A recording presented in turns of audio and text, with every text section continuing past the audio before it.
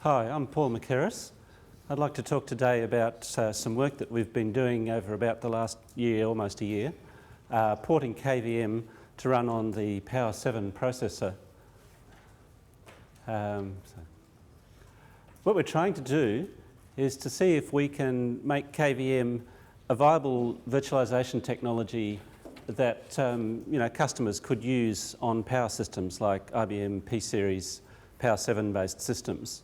So implicit in that is that currently powerVM, which is IBM's proprietary virtualization offering, it's currently the only option, and we want to provide an alternative to that, an open source alternative, obviously. So with powerVM, when you buy a pSeries box, that always has a hypervisor on it called phype, and that hypervisor is present even if you don't think that you're doing virtualization, even if you've just got one partition and that's got all of the I/O and almost all of the memory of the machine, you still have the hypervisor there. And the operating system that you run, like Linux, if you put Power Linux onto your POWER7 box, it's actually para-virtualized, and it's actually talking to the hypervisor and using that for various functions. So then you've got phype there, and that does various things like platform management, error recovery. It abstracts away the PCI bridges for you and does various other things. So whether you're running Linux, AIX, or the iSeries operating system on one of these machines, the operating system that you're using uses para-virtualization, and it uses hypercalls for various memory management and I/O device access functions and so forth. And there's an interface. This interface between the operating system and the hypervisor, phype, is defined by a document called the Power Architecture Platform Requirements, or PAPR. And if you want, you can actually go to www.power.org, and you do have to sign up as a developer, but that's free, and you can get a copy of this document which defines that interface. Now, this is all running on a machine which is POWER7, which conforms to the Power instruction set architecture. And this architecture includes hardware support for virtualization that is largely designed for the needs of phype, but it's all specified there in the architecture, and we can use it too. So we have 3 privilege levels: hypervisor, supervisor, and user, or what the architecture calls hypervisor state, privilege state, and problem state. And normally the operating system runs, well, always the operating system runs in supervisor state, user processors obviously in user state, and phype in hypervisor state. And then there are what we tend to call logical partitioning facilities available when you're in hypervisor state. Now, what we want to do is we want to get hypervisor state for ourselves and run the Linux kernel in hypervisor state, so we've got all of these facilities available for KVM. So that's what we've been working on. Now, obviously that means we have to somehow get phype out of the picture. So I'll explain a little bit about that, but we now, in the lab at least, we can now boot without phype and run using an alternative firmware that is still very much under development in the lab, but we do get access to hypervisor mode, and we can run KVM and then run guest operating systems under that. So I should emphasize that all of this is still just in the developing the technology phase, working out what's feasible, what's not feasible. None of this is product yet. You can't buy a machine where you can do this, unfortunately, not at the moment. Okay, so the power architecture, as in the POWER7 processor that we're working on, it's a RISC architecture. I'm sure you're all vaguely aware of that. It has a lot of registers. It has fixed length instructions. It's a load store architecture where the only instructions that access memory are load and store instructions. So there's no hardware stack. Things are done, so on an interrupt, for instance, state is saved in registers rather than on a hardware stack. And all I/O is memory mapped. Now, the memory management is quite unusual. Instead of using tree-structured page tables like x86 does and a lot of other architectures, we have, in fact, two stages of translation. Now, don't confuse this with nested page tables. It's not anything like nested page tables. But there's two stages, what we call the effective address, which is what is generated by an instruction, gets translated to a virtual address, which then gets translated to a real address. Now, the virtual address space is global to the whole operating system. So the way Linux uses this is that the effective address generated by a process gets translated to a virtual address, so each process gets a certain portion of the total virtual address space. Now, that level is under the operating system control. So when we do a context switch between two processes, we're just changing this level of translation. Then the virtual to real translation, which is what actually gives us the physical address in memory, is under the hypervisor control.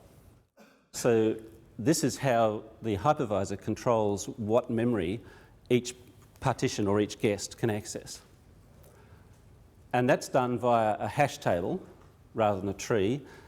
Basically, you just take this virtual address and you take a hash function of that address, and that gives you a bucket of 8 PTEs, and then you just look through those 8 PTEs and find the one that applies to the virtual address you started with.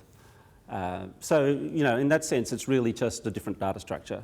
Instead of using a tree, a radix tree, you're using a hash table, but apart from that, it's the same idea.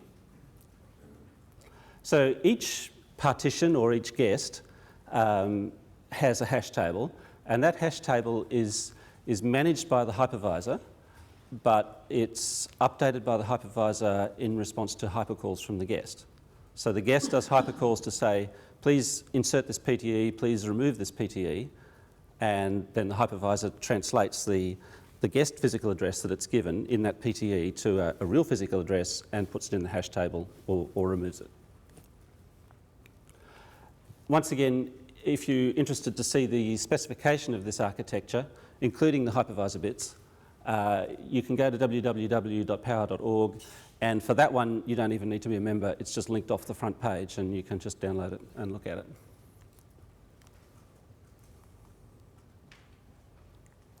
Okay, so then what do we get when we get hypervisor mode? Well, the first thing that we get is that we get access to a number of instructions and a number of special purpose registers that to do with controlling partitions' access to memory. So anything to do with the MMU hash table is something that we now get access to with hypervisor mode. And that means that we can then control which pages of memory and also which I/O devices a partition can access, because all I/O is memory mapped. We also get control of whether interrupts go to the hypervisor, i.e. to the host, or to the guest operating system. And we can also control the time slices allocated to the guest, because we've got this register, this hypervisor decrementer register, which counts down at a fixed rate, and when it gets to -1, the guest gets interrupted and the guest can't block that interrupt. It's non-maskable to the guest, and so then we come back to the host. So with these facilities, we can control access to CPU resources, memory resources, and I/O resources. So we've basically got control of the whole machine and how much we give to each guest. Now, the thing to realise here is that these facilities are designed for what we might call partitioning rather than emulation. It's not about trying to make the machine look different to the guest from what it actually is. It's about restricting the guest to a particular little part of the machine, but it's not about spoofing things. So, for instance, the processor version register, which is what the kernel reads at startup to say, what sort of processor am I running on? And then work out from that, do I have do I have the VMX vector instruction set or not? That register is just available to the guest and they can read it and they get the true value and there's nothing that we can do about that. So we can't say, actually you're running on a POWER7, but tell the guest, well, you're actually running on a 970 or something.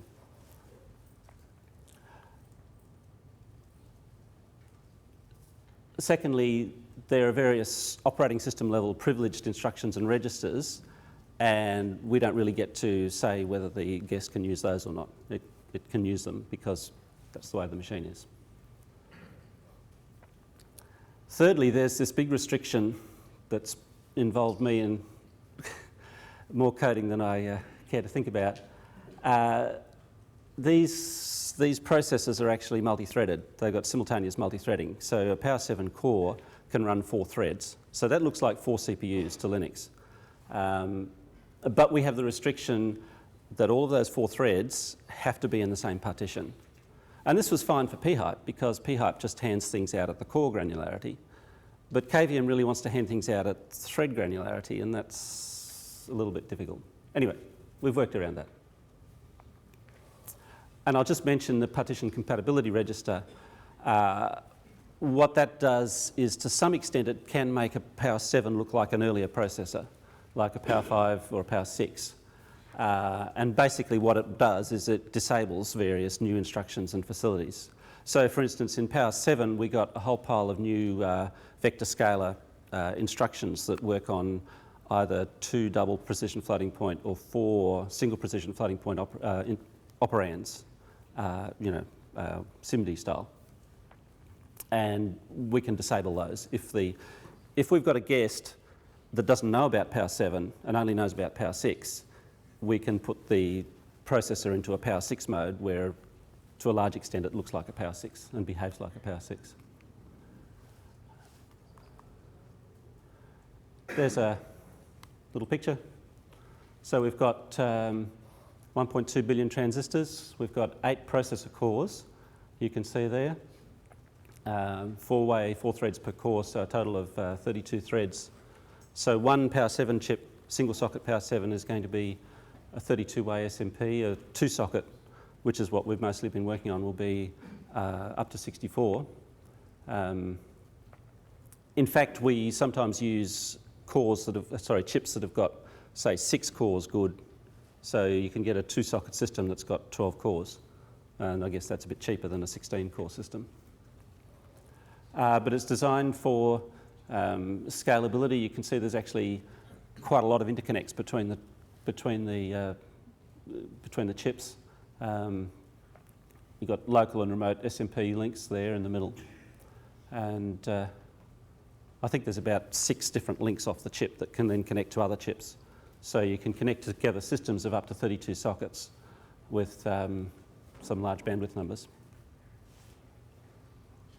Any questions up to that point? Okay, cool. Then, of course, IBM takes these chips and makes servers out of them. And there's some interesting points here about the architecture of the platform, the system. So firstly, it's a scalable SMP system where you have these chips connected together by links where the hardware for the links is actually largely on chip. And it ends up being multiple point-to-point buses between the chips rather than being a single bus that things hang off. So we tend to talk about the fabric, meaning the sort of aggregate of all of these links between the chips as the communication rather than a single bus. We have memory controllers integrated on the processor chips, and we have cache coherence maintained across the whole machine, obviously. So it is a single SMP with some NUMA characteristics because the latency to go to another chip's memory is going to be larger than getting to your own local memory. So we have the processor chips, and then we have these I/O hub chips. If you talk to Ben Herenschmidt, my colleague, he'll talk about P7 IOC, which is the latest incarnation of this I/O hub chip.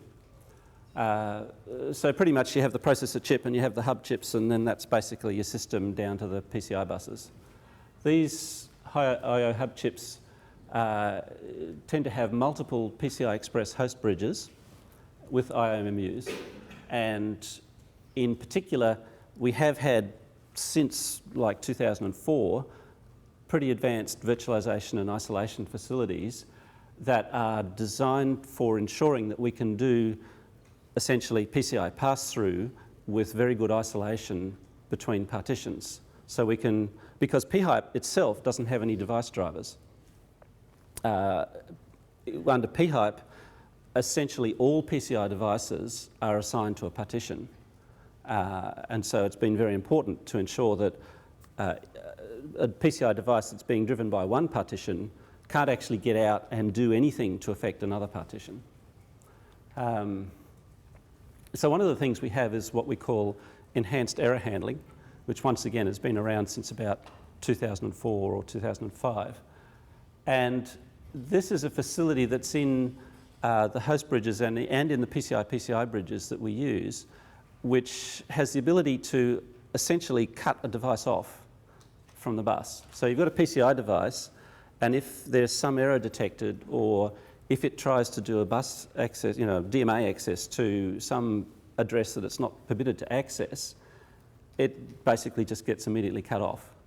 And at that point,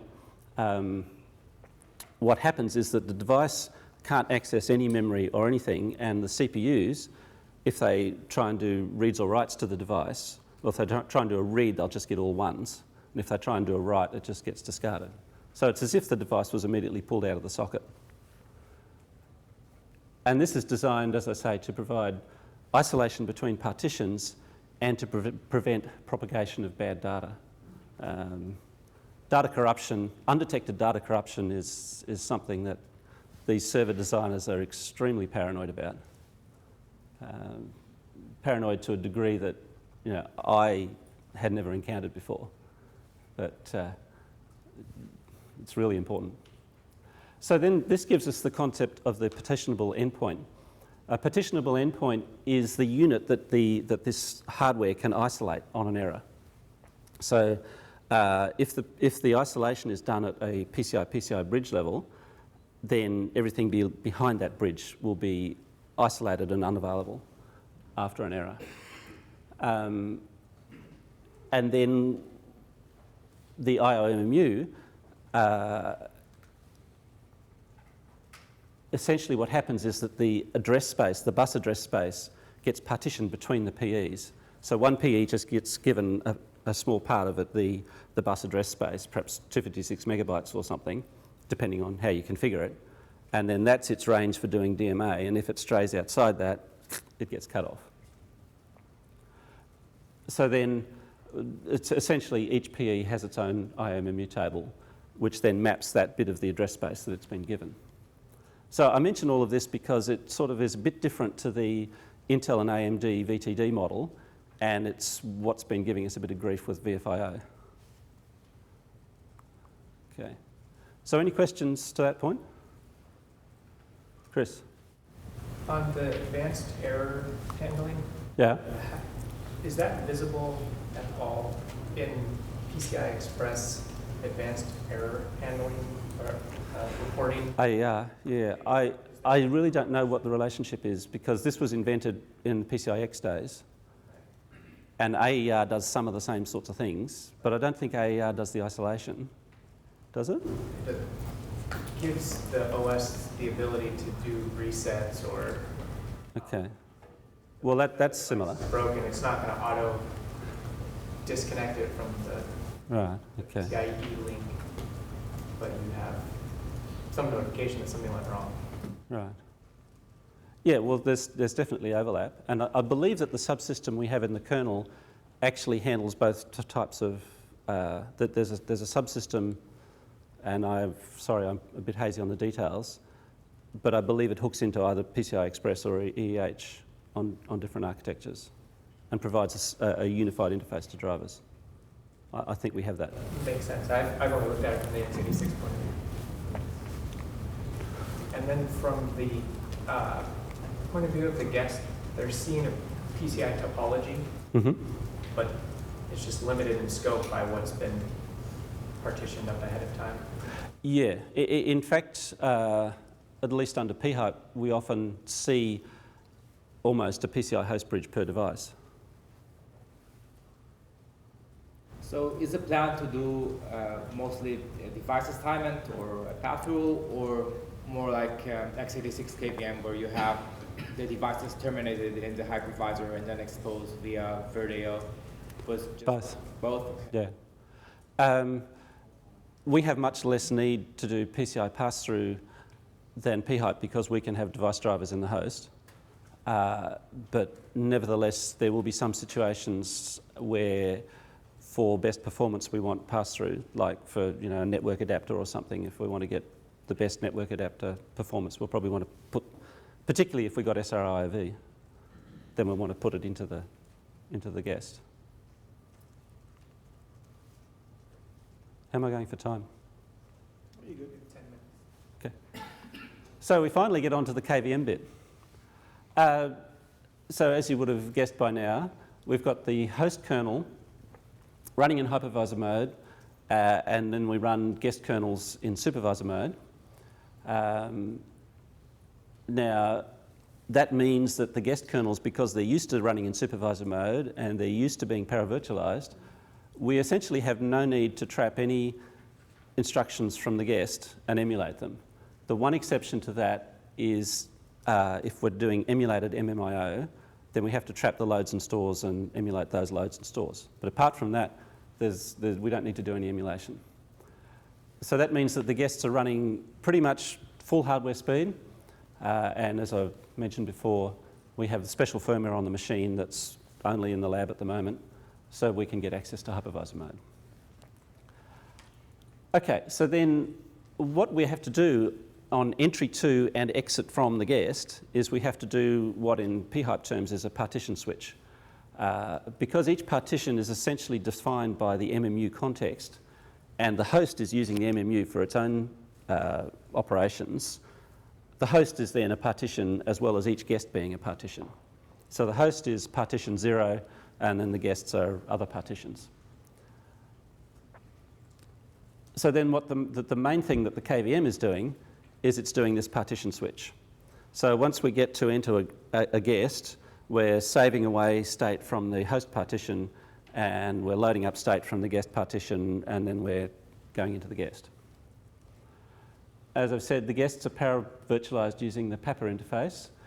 Now, what that means is that we can take standard RHEL 6 or SLES 11 SP1 or whatever other distribution can run Power Linux, and we can just boot that and run that in a guest, and it just works.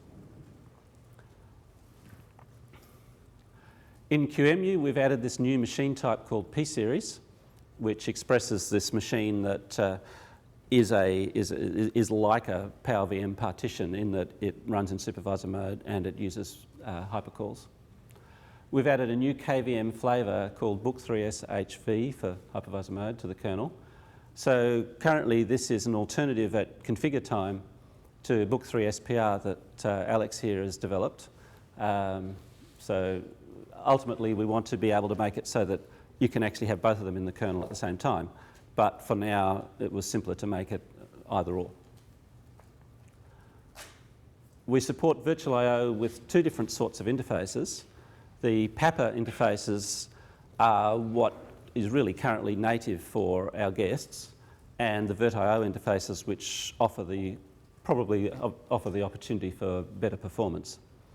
So we have PAPA Virtual SCSI that gives us virtual disks, virtual hard disk, virtual CD, and PAPA Virtual Ethernet gives us networking. So with those, PAPA vSCSI and PAPA vEth, we can take a standard RHEL 6 install CD, DVD. We can boot that in the guest, and up it comes, and it's all happy, and we can do the install. And the PAPA console interfaces. And then we've also implemented support for VirtIO Block and VirtIO Net, but they obviously require a guest that has those guest drivers built in. Now, at the moment, we've added a hypercall for the doorbell mechanism, There's a debate about whether we should be using emulated MMIO like x86 uses, or whether the hypercall is a good way to go. That's still being debated. The firmware where you boot the partition with is called SLOF, Slimline Open Firmware. This is developed by, I guess, initially Sega, if anyone knows Sega, and then developed further by IBM in Germany. But it's open source, it's all out there, and that's what we use to boot the guest kernel inside the guest. In the host kernel, going back to the host kernel, we have this new platform type called PowerNV, Power Non-Virtualized, which has its own configuration option and platform code, and that talks to this special firmware that I mentioned before.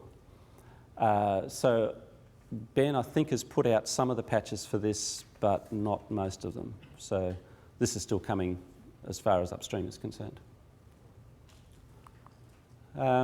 So what do we have working?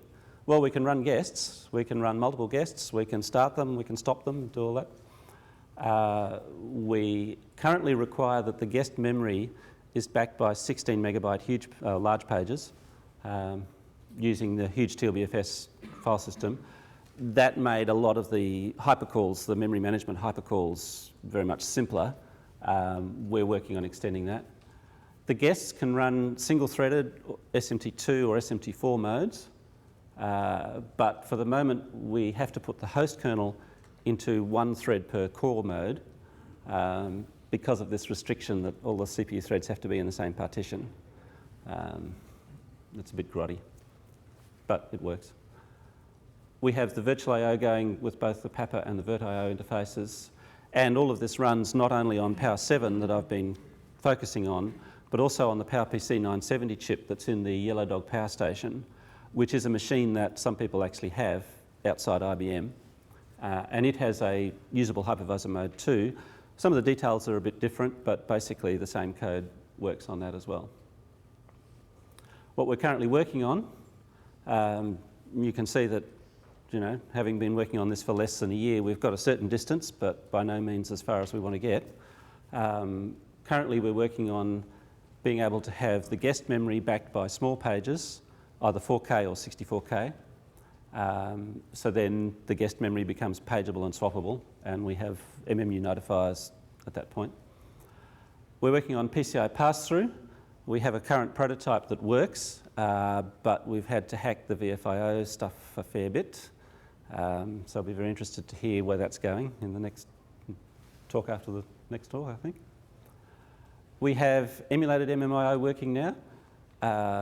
We do take a slight performance hit, 0.5%, because when we're doing emulated MMIO, instead of being able to say that all the page faults go straight to the guest without going through the host, we now have to take them to the hypervisor, say, were they trying to do emulated MMIO? And if they were, handle it. If they're not, send it back to the guest. So that gives us a little performance hit, but maybe that's acceptable. Hasn't really been an issue because our existing guests don't expect to be able to do emulated MMIO because pHype doesn't do it. So the guests don't expect it. We're working on CPU and memory affinity, so being able to exploit and control, where the guest CPUs are, pin them to certain CPUs that are close to certain memory, and then make sure that that's that memory that's given to the guest. That's something that also has a performance impact. Performance and robustness improvements, and then of course the upper level stuff, libvirt, virt manager, VDSM, all of that management stuff is very interesting to us because it's critical for customers using this stuff. They don't want to be typing QEMU-system-PPC64 space minus capital M pSeries.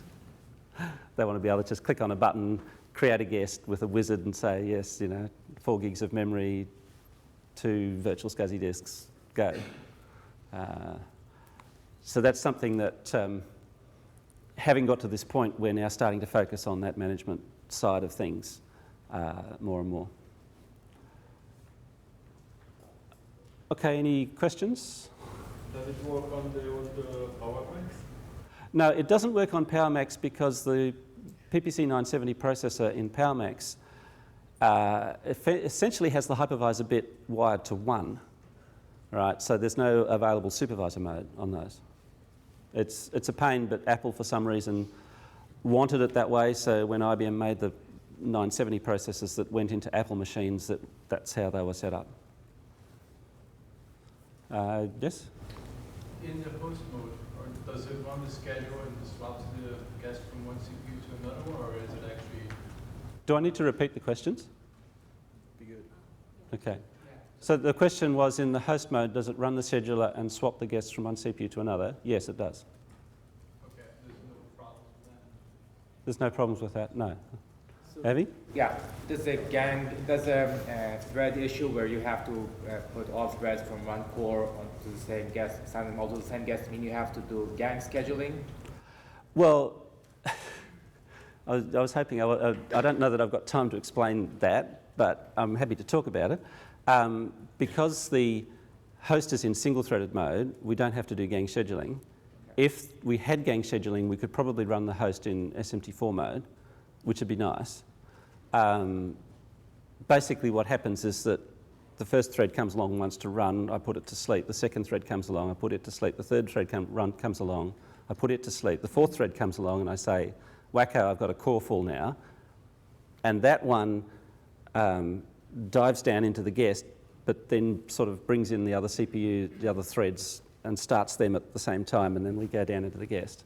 And then when we come back from the guest, when one of them comes back, it's got to interrupt the others to bring them back, and we've got to synchronize, and then we can put the 3 threads back to sleep, and the 1 thread goes back into the host.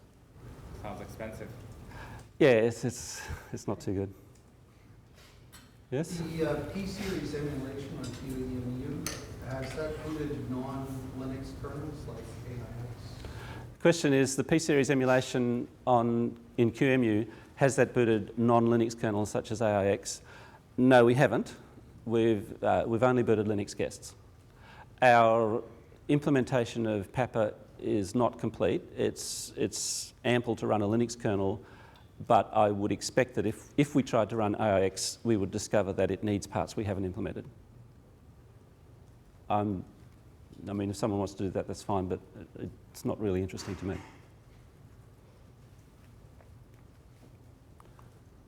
Oh, okay, I wasn't finished. Yeah. Okay, so this performance of SMT4 guests, we've mentioned the fact that every exit to the kernel, we have to pull all 4 threads out of the guest. To some extent, we can get around that by using this hypervisor real mode. That's pretty arcane. The other issue we have is that there's a mismatch between what VFIO expects and is designed for and what our hardware does and doesn't do. So I expect some robust debate about that. And then in future, there's those things. Okay, any further questions? Yes? Is it IBM's intent to release servers with the special firmware you're talking about that's needed for this? Is that going to be commercially available, or can you say? I can't say. As you nod, said. Sorry? I said, as you nod your head. That was involuntary. I really can't say what IBM's future product plans are. I mean, largely because I don't really know, but anyway. I mean, I'm working on technology here. I'm not working on product at this point.